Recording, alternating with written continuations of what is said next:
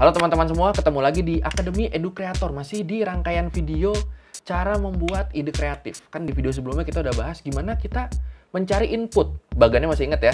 Ada tiga yang harus kita penuhi kalau mau membuat ide kreatif. Cari, kurasi, buat. Yang cari udah di video sebelumnya. Sekarang adalah caranya mengkurasi input-input yang udah kita kumpulin tadi. Kenapa sih sebagai konten kreator mengkurasi ide atau input itu hukumnya wajib, harus ya, fardu ain, pokoknya wajib banget. Itu kenapa? Karena yang pertama, dengan mengkurasi input ini kita bakal dapat ide konten yang bagus dan menarik bagi audiens kita, bagi viewers kita. Selain itu, fungsi kurasi ya untuk menghindarkan kita dari masalah. Kayak lu nggak mau kan konten lu rame, viral, tapi besoknya lu dijemput polisi di rumah. Jadi ya semua input itu sebenarnya bisa jadi konten, tapi untuk jadi konten yang bagus dan menarik, itu yang harus kita kurasi dulu. Apa aja sih emang yang harus diperhatikan pas kurasi? Pertama, momentum. Input yang mempunyai sifat momentum atau timingnya pas itu kemungkinan besar bisa menjadi konten yang bagus dan menarik. Biasanya ide-ide gini tuh didapat dari sesuatu yang lagi viral. Coba sekarang yang lagi viral apa sih? Nah, itu lu catat tuh, itu kemungkinan bisa jadi konten yang rame. Tapi cara ini tuh udah sering banget dan banyak banget dipakai oleh kreator-kreator yang ada nggak cuma di Indonesia tapi di dunia juga sih. Jadi saran gue kalau lu mau pakai ide ini ya bener-bener lu kulik dulu nih ide lu nih biar beda sama konten kreator lain. Atau pastiin lu post secepatnya sebelum hype-nya turun. Jadi lu yang pertama ngepost kan aman tuh, jadi nggak dituduh nyolong ide atau nyontek. Bermanfaat. Sesuatu yang bermanfaat bisa banget jadi sebuah konten yang bagus dan menarik. Sebenarnya ketika lu dapat ide, lu nggak boleh langsung seneng tuh. Wah, dapat ide. Tapi lu harus mempertanyakan ide lu ini. So what? Terus apa? Akhirnya lu mikir, lu nyari, lu mempertanyakan lagi, lu mikir lagi, lu nyari lagi. Dengan lu terus mempertanyakan ide lu, gue yakin lu bakal dapat konten yang bermanfaat buat viewers lu. Deep with fun fact. Maksudnya nanti konten yang lu buat ini bakal punya banyak fakta-fakta menarik yang bikin viewers lu itu mikir, oh ternyata gitu. Banyak ternyata tapi ringan. Catat dulu, ingat, yang penting catat. Tidak mudah di googling.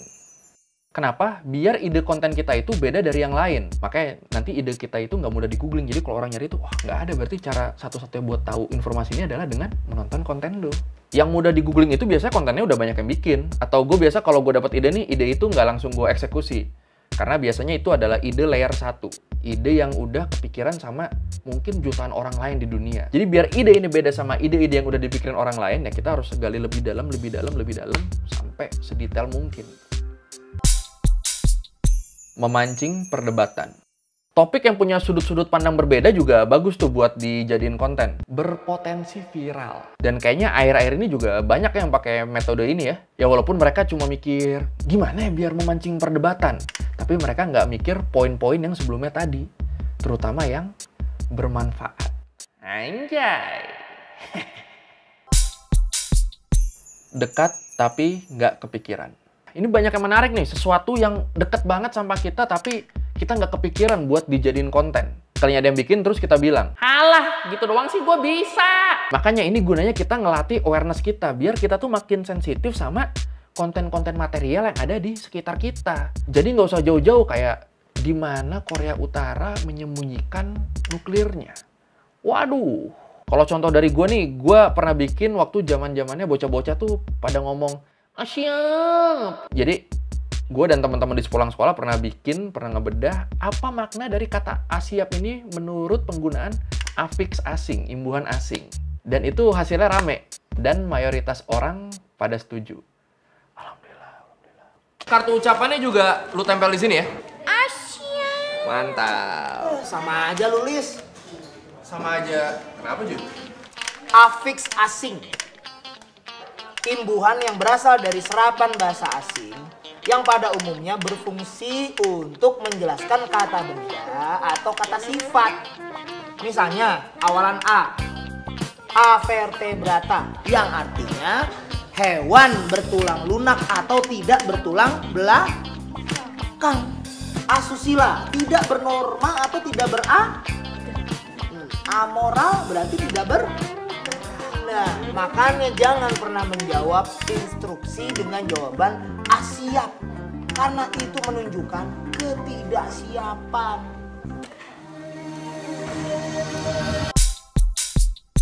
Sudut pandang baru. Ide konten dari sesuatu yang sangat fresh atau dari sudut pandang yang nggak umum, yang benar-benar nggak kepikiran sebelumnya itu bisa jadi konten yang ramai dan bagus. Ini sebenarnya adalah teknik kurasi yang gue gunain di studi banting. Kalau ada yang nonton ya di YouTube gue, sepulang sekolah. Gue coba ngasih sudut pandang baru kalau kita sebenarnya bisa bikin komedi dari rumus-rumus pelajaran yang ada di sekolah. Nah, kalau ada yang belum lihat, langsung aja lu cari tuh di YouTube sepulang sekolah atau studi banting. Mantap nih, dapat celah promo dikit. Memancing rasa penasaran. Perasaan bikin penasaran kayak bakal ada apa nih di ujungnya atau di endingnya nih. Itu yang bikin penonton bakal betah buat nonton konten kita. Jadi usahain di konten lu tiap menitnya ada sesuatu, ada clue-clue yang membuat orang penasaran buat nonton lebih lama lagi. Jadi mereka bakal tetap nonton konten lu sampai habis. Contoh dari gue di studi banting juga, dulu gue pernah bikin konten tentang teori supply and demand yang bisa digunakan oleh cowok-cowok jelek untuk dapetin cewek cantik. Di situ gue keluarin clue-cluenya tuh satu-satu sampai penonton tuh penasaran pengen lihat cowok terakhir yang muncul tuh bakal sejelek apa sih. Ya kalau lu belum nonton, cek aja tuh langsung Studi Banting episode 1. Lumayan celah lagi. Hihi.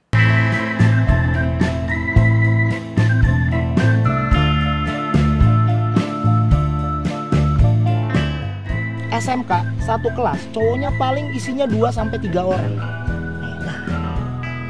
Di titik supply yang sangat langka, harga tidak lagi ditentukan dari kualitas barang. Input data yang banyak udah, kurasi udah, terus apa lagi?